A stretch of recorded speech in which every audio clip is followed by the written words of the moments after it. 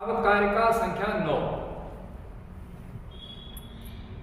इसमें सत्कार्यवाद की चर्चा है। वेद मूलक जितने भी दर्शन हैं, इन दर्शनों के सिद्धांत जो है वो कार्य कारण के संबंध में बड़े प्रमुख हैं और ये दर्शनों का बड़ा प्रिय विषय भी रहा है। और ये सामान्य सी बात भी है कि अगर कोई कार्य हमें दिखता है तो उसका कोई न कोई कारण भी होगा। निश्चित है ना, तो निश्चित है अगर कार्य है तो कार्य का कोई न कोई कारण भी होगा और कार्य का कोई न कोई कारण होगा। इस बात पर दर्शन शास्त्रों में खूब चर्चाएं हैं।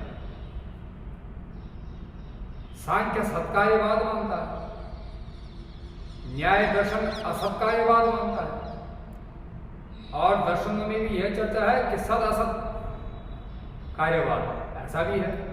इन सब का अर्थ है सांख्य का जो मानना है वो है सत्कार्यवाद और सत्कार्य शब्द का अर्थ होता है कार्यम सदैव स्वकारणे भवतीति सत्कार्यम। कार्यम सदैव स्वकारणे भवति, कार्य हमेशा अपने कारण में होता है, यही सिद्धांत सत्कार्यवाद का। न्याय मानता है कि कार्य अपने कारण से पैदा होता है। अब इन दोनों में अंतर है, एक सत्कार्यवाद मानता है, एक असत्कार्यवाद मानता है। परंतु जो सांख्य दर्शन है वो अपने सत्कार्यवाद के सिद्धांत, अपने सत्कार्य के सिद्धांत को बड़े युक्तिपूर्वक सिद्ध करता है। अब और सरल अगर कुछ समझें कि हम ये मान के चलें कि एक बहुत बड़ा पेड़ है और जो पेड़ है उसमें जो फल है, ये पेड़ भी और फल भी, पत्ते भी, तना भी, ये पहले से ही अपने कारण में है और पेड़ का कारण कौन है? बीज। तो ये मान के चलो कि ये वृक्ष, उसमें लगने वाले फल, पत्ते, पुष्प, तना, जड़, ये सब पहले से ही बीज में विद्यमान है। यही सिद्धांत सत्कार्य सिद्धांत है। ये सिद्धांत किस नाम से जाना जाता है? सत्कार्य सिद्धांत के नाम से। अब इसको सिद्ध करने के लिए कुछ तर्क दिए, कुछ युक्तियां बताई, क्योंकि भाई बिना युक्तियों से तो कोई भी दर्शन अपना सिद्धांत स्थापित नहीं कर पाएगा। अब युक्तियां कौन कौन से बताई? असद अकरणाद उपादान ग्रहणात् सर्व संभवा भावात् शक्तस्य शक्य करणात् कारण भावात् सत्कार्यम। इन सारे सिद्धांतों से सत्कार्यवाद की स्थापना सांख्य शास्त्र ने की। असत अकरणात् 1, उपादान ग्रहणात् 2, सर्व संभवा भावात् 3, शक्तस्य शक्य करणात् 4 और कारण भावात् 5। ये ही पंच हेतु ही सांख्य दर्शनम स्वसत्कार्यवाद से स्थापना होती। इन 5 हेतुओं से सांख्य दर्शन अपने सत्कार्यवाद की स्थापना करता है। अब पहला हेतु क्या बताया? असत अकरणात्। आपने गीता में एक प्रख्यात श्लोक सुना होगा, ना सतो विद्यते भावो ना भावो विद्यते सतः। जो वस्तु है ही नहीं वो वस्तु दिखाई देने वाली या होने वाली वस्तु का कारण नहीं बन सकती। अब जो हमारे पास है ही नहीं उससे होने वाली की उत्पत्ति हो सकती है? नहीं। जब आपके पास आटा नहीं है और हम आपसे कहें कि आज उस आटे की रोटी बनाओ जो आटा आपके पास है ही नहीं, तो संभव है ये संभव नहीं है, क्योंकि आपको पता है कि रोटी कार्य है और रोटी रूपी कार्य का कारण आटा है। यदि गोधूमः एव नास्ति तर्हि रोटी का अपि न भवति। अगर हमारे पास आटा ही नहीं है तो रोटी भी नहीं होगी।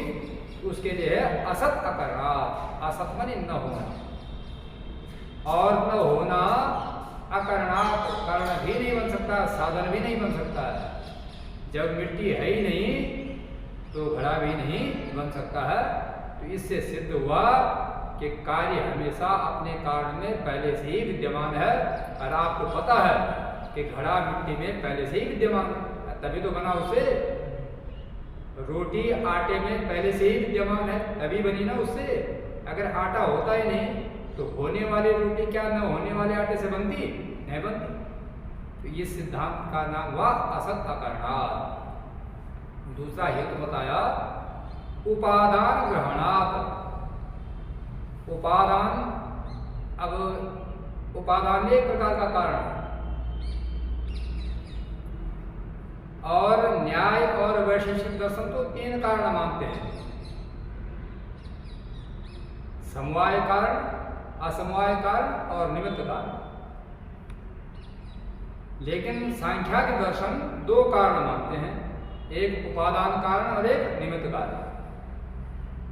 उपादान कारण तो हम उसे कहते हैं जो अपने कार्य के साथ सदैव रहता है, और निमित्त कारण उसे कहा जाता है जो कार्य का निर्माण करके उससे हट जाता है।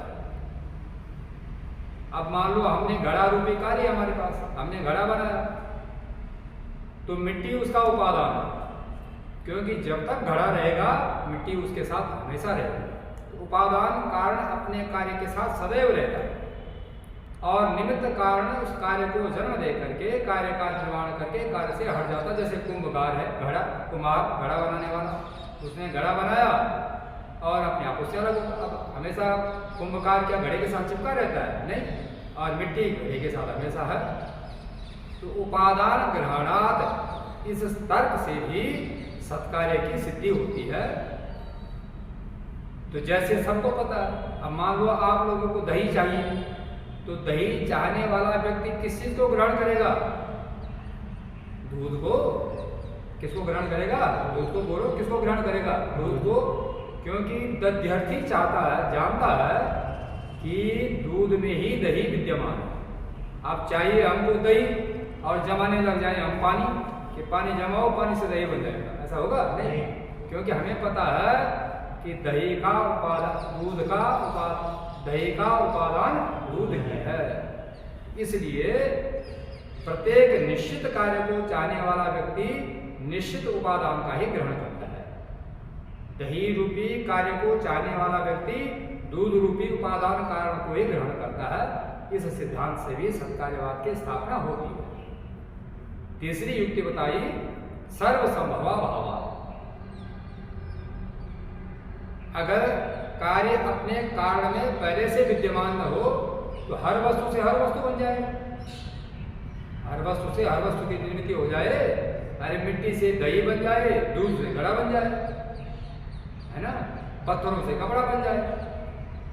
ऐसा संभव है क्या? नहीं भाई, प्रत्येक कार्य होता तो कारण से ही उत्पन्न है, कारण में ही है।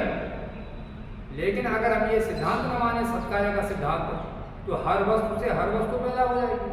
तो उसके लिए युक्ति दी कि सर्वसंभवा भावात्, सर्वसंभव संभावनाओं का अभाव है, हर वस्तु से हर वस्तु पैदा नहीं हो पाती है। इससे भी यही सिद्ध हुआ कि प्रत्येक कार्य का अपने निश्चित कारण में पूर्व सिद्ध होना ही सिद्ध होता है, पहले से वो विद्यमान है।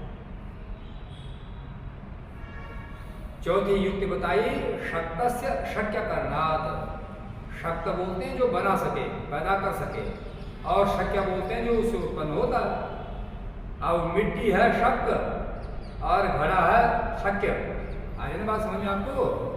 तो मिट्टी तो शक्त है, उसके पास सामर्थ्य है, और घड़ा है शक्य, क्योंकि घड़ा मिट्टी से बन सकता है। तो जो बन सके वो शक्य, जो बना सके वो शक्त। तो शक्तस्य शक्य करणात्, प्रत्येक शक्त अपने शक्य को ही पैदा कर सकता है, उसके सिवा किसी और को नहीं बना सकता। वो तो मिट्टी घड़े को ही पैदा कर सकती है, मिट्टी दही नहीं बना सकती है, मिट्टी कपड़ा नहीं बना सकती है। कपड़े को बनाने के लिए हमें तंतुओं का ग्रहण करना पड़ेगा। तो प्रत्येक शक्त के पास ये सामर्थ्य है कि वो अपने शक्य को ही पैदा करता है, अपने शक्य का ही निर्माण करता है। इससे भी सिद्ध हुआ कि सांख्य का सत्कार्यवाद युक्तिपूर्वक युक्त।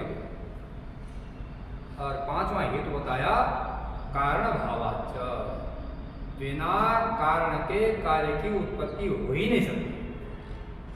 जब तक कारण नहीं होगा तब तक कार्य की उत्पत्ति नहीं होगी, क्योंकि प्रत्येक कार्य का कोई न कोई निश्चित कारण है और हमें भी पता है कि बिना कारण के कार्य उत्पन्न नहीं हो सकता है।